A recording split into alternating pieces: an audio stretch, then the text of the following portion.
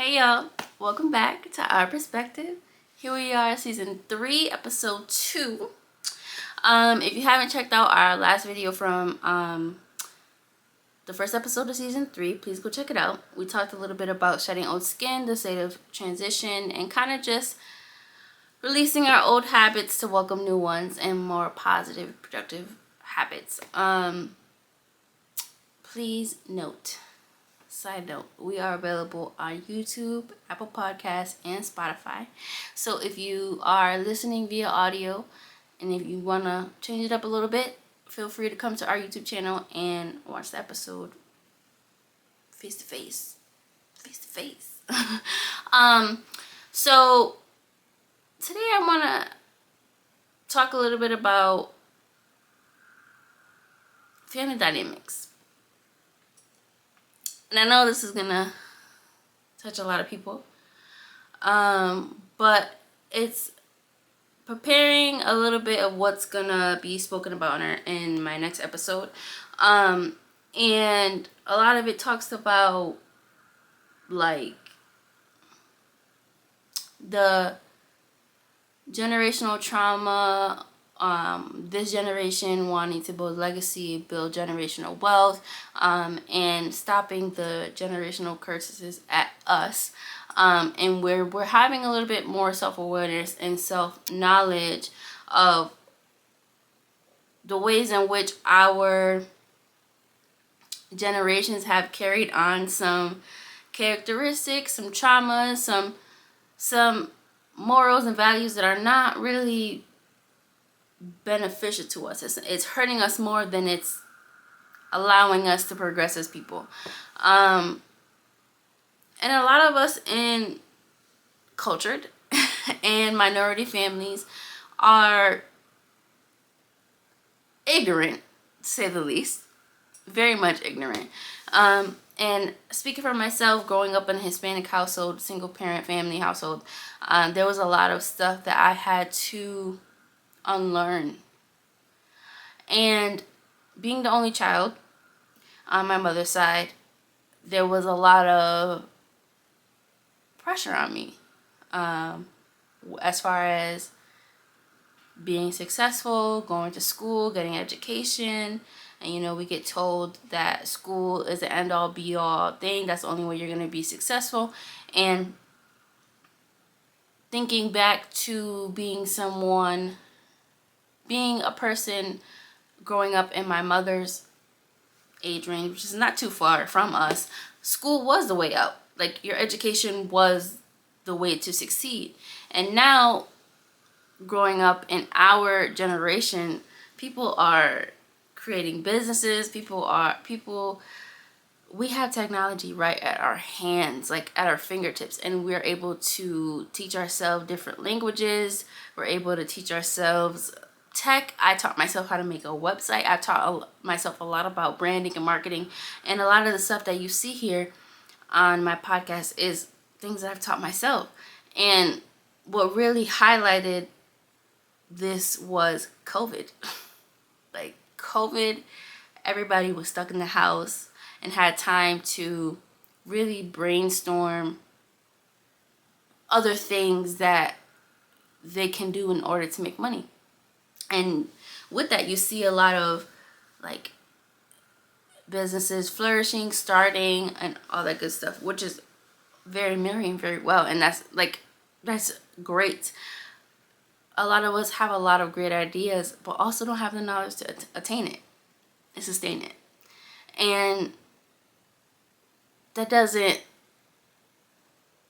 100% of that doesn't totally derive from we don't have the knowledge to, or we're not applying ourselves, because we can very much apply ourselves, but the lack of knowledge also derives from the things we weren't taught. Because if we were taught these things from young, there'd be a lot more of us successful. There'd be a lot more of us opening businesses, and there'd be a lot more of us teaching each other these things from younger, instead of having to discover these things during a pandemic. So I say that to say that a lot of the things and a lot of the concepts that we are learning today, my generation and our 20-somethings, is not something that we just don't have knowledge of. It's purposeful and it's systematic. And please know that. Please know that. There's a lot that comes with that. And I believe that in order to be a successful minority, you need to have the drive. Like, you need to have the drive, and you need to be willing to be teachable, because a lot of the reasons why we're not much further ahead than where we could be is because we're not teachable. And that also comes with a lot. But as far as, I'm going on a tangent. As far as like family dynamics, the family structure in the country has changed. We know that. We went from a mom and a dad and a white picket fence with a dog and 2 kids to a single family household is more prominent. Whether it's a woman or a father being the single parent, and there could be a single family household with 2, 3, 5, and 6 children. There could be divorced families in one household. There can be separation, and that develops a whole plethora of trauma as well. And those things are talked about, but the aftermath and the effects that it has on children is not talked about as much as it needs to be. And even those who grew up with 2 parents in one household, and later down the line their parents divorced and separated, that affects the child just as much. They're no longer a child, they're very much an adult, but that affects the child just as much, because just because you're in a 2-parent family household doesn't mean that you have this perfect family or perfect dynamic in your household and you're fully supported, because there's a lot of things. There's a lot of skeletons in that closet behind closed doors. And that's where the trauma starts. So I say all this to say that although there's a lot of things that the adults in our lives are learning, and I say that because half the time I don't believe that I'm an adult and I'm 25 years old, but not too much.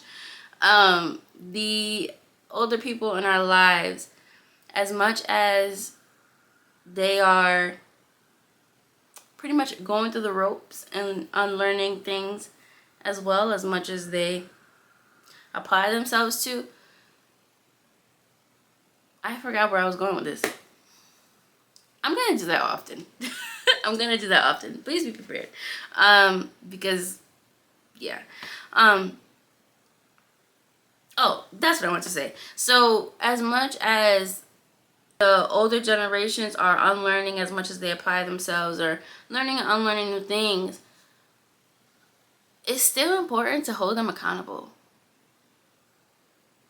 It's still very much important to hold them accountable, because the whole idea of that's still your father, that's still my mother, that's still your mother, that's still your aunt. Hearing that from somebody who hasn't stepped 1 foot in your shoes is very invalidating. Like, it's very invalidating. And it speaks a lot to the expectation that the older generation had, that anything that we felt like was wrong, or anything that we struggled with as a child, was something that we were supposed to have kept silent. And that's where a lot of the family dynamics between a parent and a child is strained too, because as a child you're not comfortable enough to tell your parent what is bothering you, because You're either yelled at, you're either beat, you're either whatever it is, and there's like negative repercussions to that. So as an adult, those things obviously enhance and get worse, or is channeled in different ways to where you're silenced as the child or the kid, and we're not expected to hold these adults accountable. And I think that's where it's very important to change the narrative. Of course, still be respectful and still like at the end of the day, we know that this person is my parent and this person is my cousin and this person is my aunt.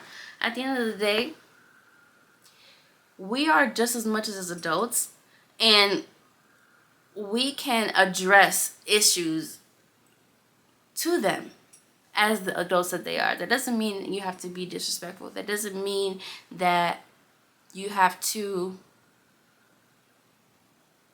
unload everything that you've been holding in from childhood. But when there are things that's bothering you, especially in the relationship, communication is so important, and that's something that we as a culture don't practice. It's like ultimately aggression and silence and punishment and abuse and a whole bunch of things. But the key thing here is being able to not only hold yourself to a certain standard and hold yourself accountable as the adult that you're going into, but also hold the people around you accountable.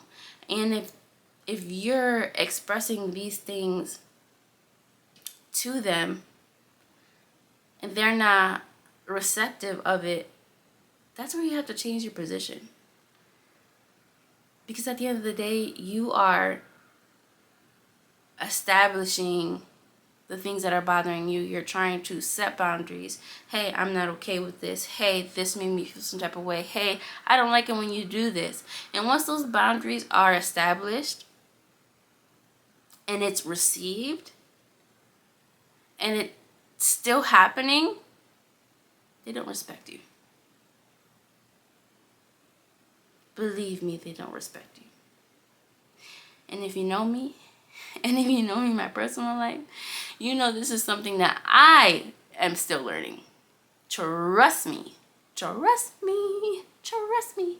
I'm still learning this. Whether it be a family member, whether it be a friend, anybody, I'm still learning this. And I didn't really buckle down with myself and have those boundaries established and follow through with those boundaries till recently. So listen, baby, it's a learning lesson for me and you. We in this together, okay? But it's so important. It's so important, especially with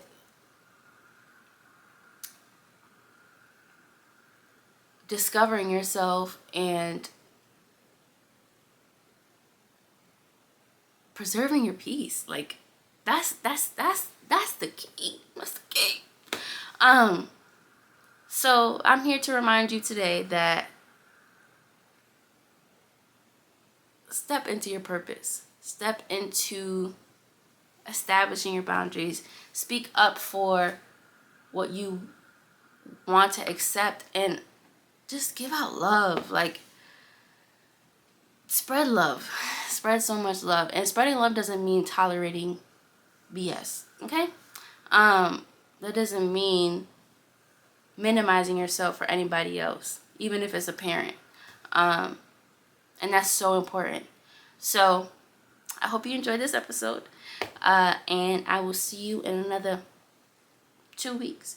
Don't forget to check out our website. We have stickers, we have notepads, and we have PDF booklets that you can check out. If you have any questions, please hit the DM. Follow us on Instagram, follow us on Facebook, and follow us on Twitter. And we'll put the I was about to say love handles. You hear me? We'll put the links somewhere around here. And seize the day, hope, and don't let the day seize you. Till next time.